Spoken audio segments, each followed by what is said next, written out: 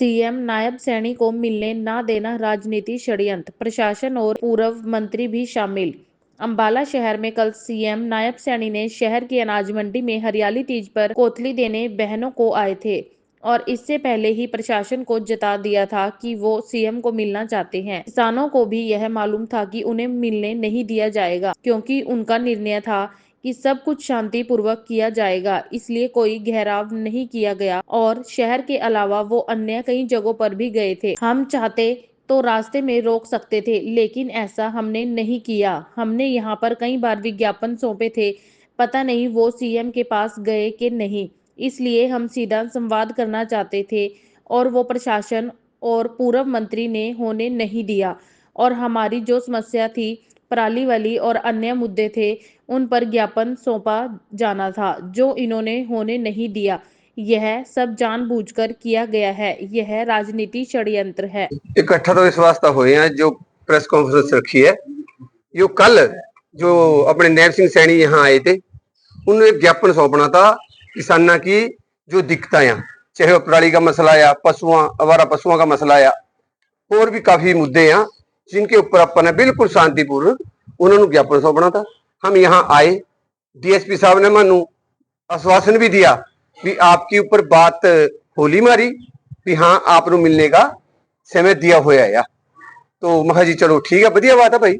उन्हें मानू सेक्रेटरी साहब के दफ्तर बैठा दिया और हम वहां 2-3 घंटे बैठे रहे।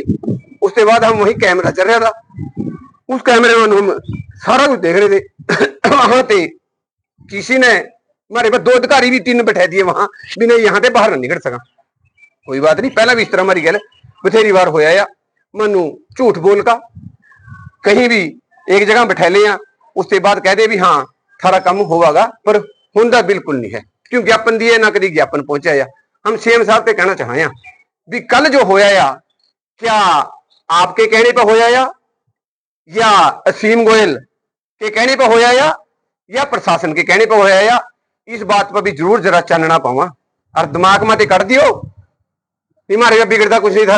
थारा पहला भी एन समार का जूत मारे, ठीक है।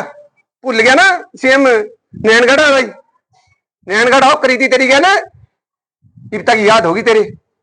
दोबारा भी इस तरह का हौसला है हमारे अंदर, हम कर सका यो काम। पर जथेबंदी कहा, जथेबंदी के कहना चलना है, कल भी जथेबंदी के कहने थे चले, उनने यो कहा था भी थाने शांतिपूर्वक ज्ञापन देना है। वहां जय का बिल्कुल भी पता भी ना लग जा भी आप यहां से किस स्वभाव गए लाए। और फिर उसके बाद एक बार खा गया था खून वाला सीएम साहब ने एक बार यो तो पूछ ले जाएगा नथनौर साहब भी वो ज्ञापन आपके कहने ते नहीं मनु देन दिया या प्रशासन का कोई इसके अंदर हाथ था। असीम गोयल का जो ये भी मेरे मंजीत जी कह गए हैं भी ये बहुत बड़ा घोटाला जो सूरजमुखी का होया या असीम गोयल का सरासर हाथ है इसके अंदर। एन ठोक का कह रहे हैं, पर्दाफाश करेंगे जरूर। और जो भी अधिकारी और जो भी इसके अंदर एमएलए चाहे कोई अफसर जो भी इसके अंदर आवेगा बख्शे कोई नहीं जानेगा। है बेनती है सीएम साहब नू भी सीएम साहब कहीं मानू ऐसा ना करना पड़ जा जो माने 2020 में करा था इस गल 2020 में जब आप नैनगढ़ के एमएलए थे, एमएलए ना नैनगढ़ का। हाँ आज हम सीएम हाँ, हम आपनू बहुत अच्छी तरह से जाना है और थमानू बहुत अच्छी तरह से जाना। जब एक बार ठान ली और जथेबंदी का कोई ऑर्डर रह गया फिर अंबाले थे सुक्का नहीं जान देंगे है। कभी यो सोचता हो भी यहाँ से बिना प्रसाद लिए चले जाएगा। इसी करके बेनती है जब जथेबंदी का ऑर्डर नहीं आता ना इतना तक कर दे कुछ नहीं है। और जब जथेबंदी का ऑर्डर रह गया ना भी घेरना भी आ और गड्डी का काली झंडियां बंदनियां बंदियां 2020 के अंदर खट्टर की गड्डी का झंडियां बंदियां काली और जुलूस कड्डा था खट्टर का आज तक याद कराया। और इसी तरह हम जो भी कोई सीएम हमारी गल किसानों की बात नहीं सुनने का है हम उस गल सारा कुछ करना जाना है। इसी करके बेनती है दोबारा काले झंडे दिखाने का मौका ना दे दियो। अगर किसानों की बात नहीं सुनांगे काले झंडे भी दिखावांगे और विरोध करांगे दोबारा। ना कोई एमएलए और ना कभी सीएम हमारे मनी आने का है। बेनती है वाहिगुरु जी का खालसा वाहिगुरु जी की फतेह। क्या कहना चाहेंगे सर हमारे चैनल के बारे? आज जो यहाँ भारतीय किसान यूनियन शहीद भगत सिंह की प्रेस वार्ता हुई है वो इस विषय को लेकर हुई है कि कल हमारे माननीय सीएम नायब सिंह सैनी जी यहाँ प्रदेश की महिलाओं को कोथली देने आए थे, जिनमें से निकला कुछ नहीं। जैसे उनके पुराने वादे होते हैं, वो बीजेपी की फितरत है कि बातें बड़ी बड़ी, निकला खोदा पहाड़, निकला चूहा वाली बातें होती है।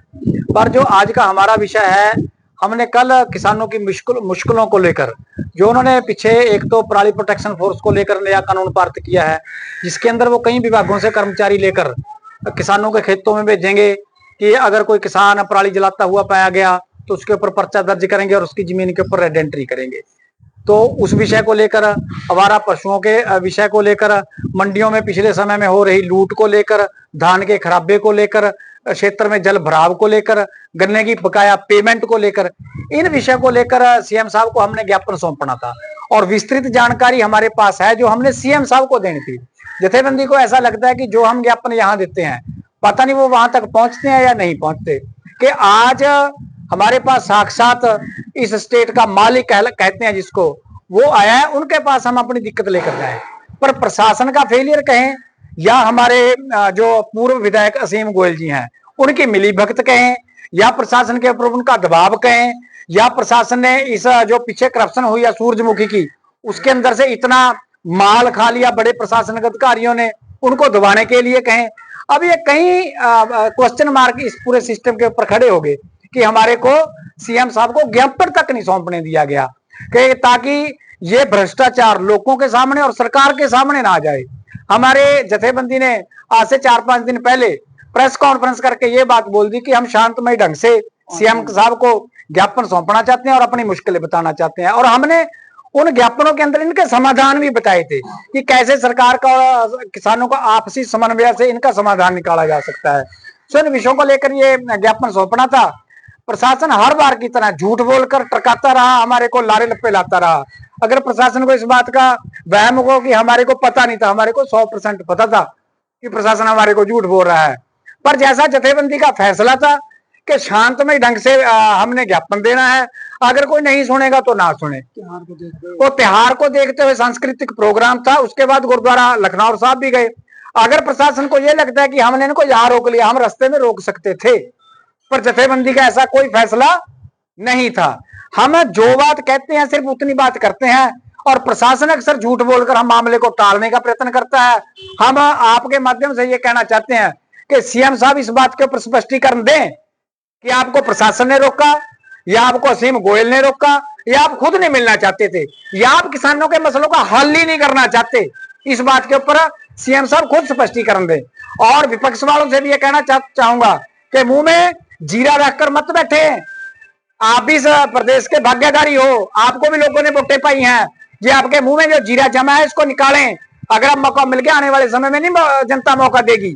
सो ये जो मिली भुगत करके लूट हो रही है, इसको उजागर करने के लिए सीएम साहब को ज्ञापन देना था। एक बात और कह देना चाहते हैं, अगर किसी के मन में ये बहम हो कि हमने इनको रोक लिया, हमने इनको बातों में उलझा लिया, बातों में उलझाने हमारे को भी आता है। झूठ बोलकर काले झंडे हम भी कहीं भी दिखा सकते हैं, पर ऐसा करेंगे नहीं। हम संस्कृति प्रोग्राम होने की वजह से नहीं, अक्सर हमारे ऊपर एलिगेशन लग जाता है किसानों ने काले झंडे दिखा दिए। हम बात का हल निकालना चाहते हैं, मसलों का समाधान चाहते हैं, इसलिए सीएम साहब से अपील करते हैं कि जल्दी इस विषय के ऊपर संज्ञान लेकर पूछा जाए और हमारे को बताया जाए कि किसने हमारा ये ज्ञापन लेने से रोका और क्या आप इसका समाधान नहीं चाहते, वो भी स्पष्टीकरण दें। धन्यवाद।